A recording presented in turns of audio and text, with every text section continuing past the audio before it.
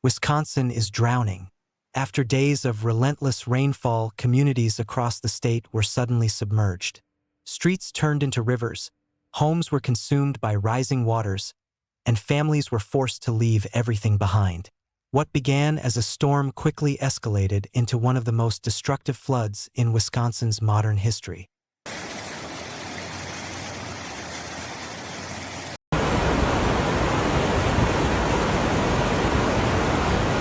Oh, that's a bummer. The disaster began when a slow-moving storm system stalled over the Midwest. For hours, the skies opened and heavy downpours pounded southeastern Wisconsin. Rainfall totals quickly climbed past 6 inches in some counties, with local gauges reporting record-breaking levels.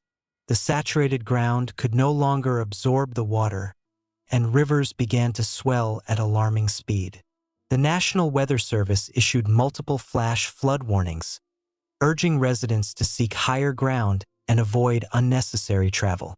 Yet the rain kept falling, hour after hour, pushing towns closer to catastrophe.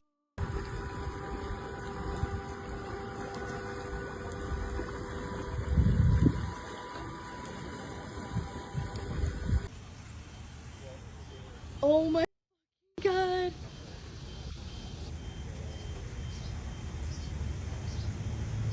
Gosh.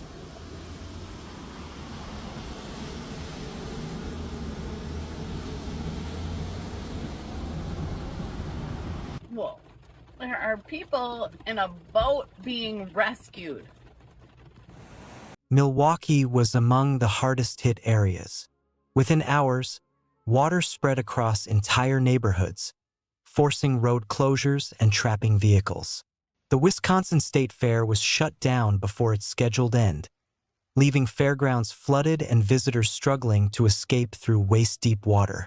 Businesses were inundated, homes filled with muddy currents, and emergency crews struggled to keep up with the calls for help. City officials described the situation as one of the most disruptive floods in decades, with infrastructure pushed beyond its limits. Traffic came to a standstill, power outages swept through large portions of the metro area, and ordinary life collapsed under the weight of the rising waters.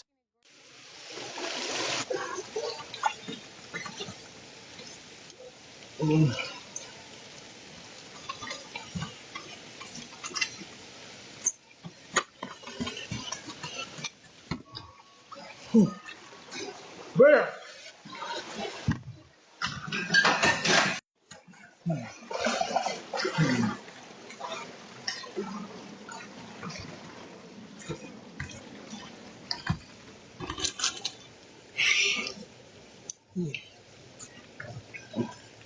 Okay, okay.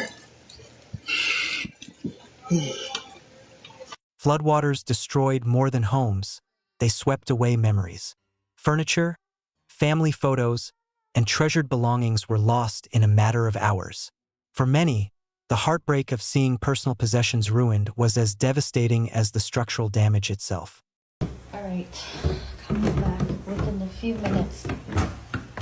My stuff is covered with water except this area. And you can see over here, the big one. Well, I mean, you can't see it no more because it's literally under the water now. Oh, wish me luck, guys. Check this out.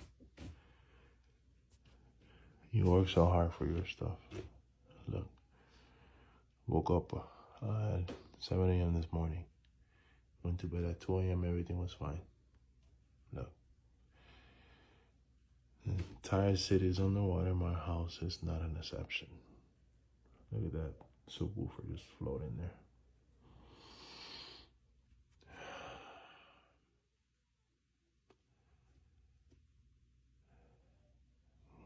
God help us all.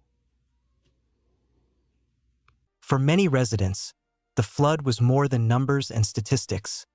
It was their daily life turned upside down. Cars trapped in waist-deep water, homes slowly filling with mud, and the frustration of realizing that there was nothing they could do but wait.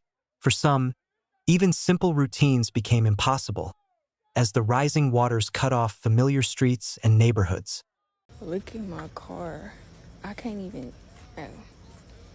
This water is so deep. It's up to me. That's at least 5-6 inches. Look. I'm talking. It's over. Oh, it's in my foot. Oh, it's in my shit. I want to risk it all and just move my shit. I really do. But I ain't even gonna do it. Across southeastern Wisconsin, rivers became unrecognizable.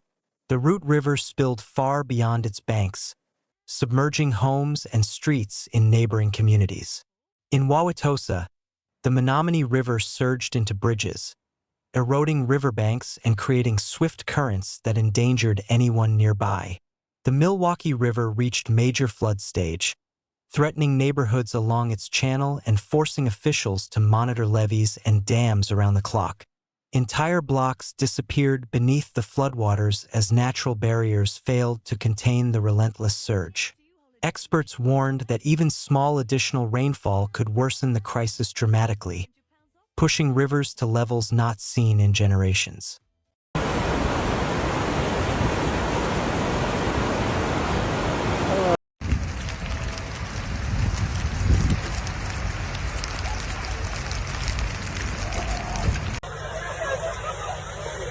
Are you going in with your socks? You're taking your shoes off? I'm going in with my socks.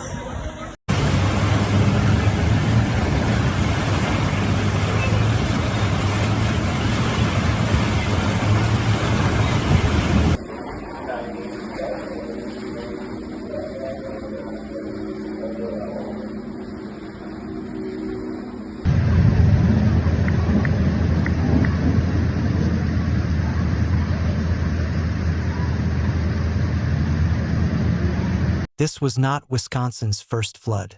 Decades earlier, storms had swollen the same rivers, but never to this scale.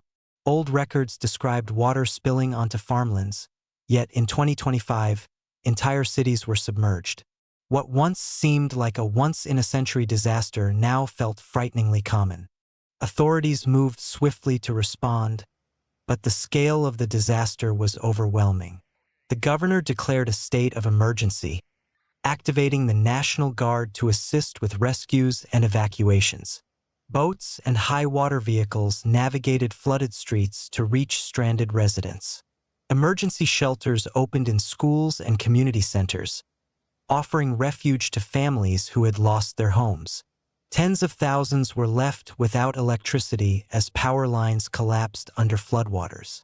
Utility crews worked through the night, battling dangerous conditions to restore service. Hospitals prepared for an influx of patients suffering from hypothermia, injuries, and shock. Despite these efforts, officials admitted that the storm's impact was far beyond anything they had prepared for.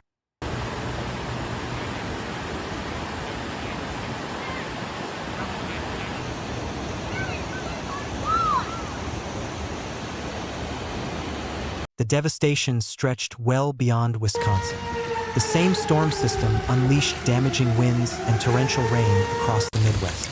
From Kansas to Illinois, millions of residents were placed under flood alerts. Rivers across the region swelled.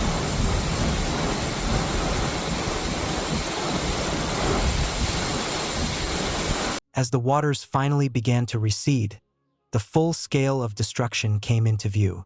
Streets were buried in mud and debris, vehicles lay abandoned, and homes were left uninhabitable. Families sifted through what little remained, salvaging belongings from ruined basements. Cleanup crews worked around the clock, clearing roads and restoring utilities, but officials warned that rebuilding could take months, if not years. Beyond the physical damage, the emotional toll was immense. Children displaced from schools, businesses shuttered, and communities forced to start over from nothing. The floods of 2025 will not only be remembered for the damage they caused, but as a warning of what may come again.